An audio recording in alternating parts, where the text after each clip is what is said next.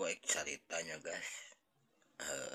Tadi kan aku tuh lagi nongkrong ya di payun di depan caket sisi jalan. Terus ayah dari ketebihan ada yang ngedorong roda.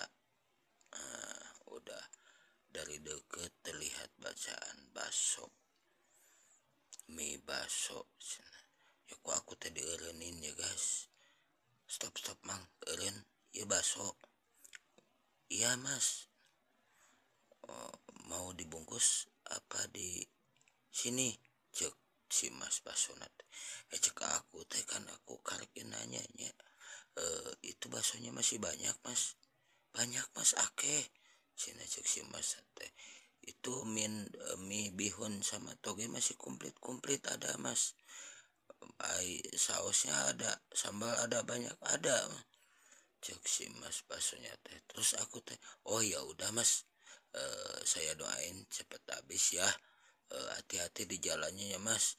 Itu si mas baso kalah ngahulang ke aku teh. Gusti ngahulang molototan. Maksud kamu apa? Cina, dikira saya mau beli. Si mas cek aku teh.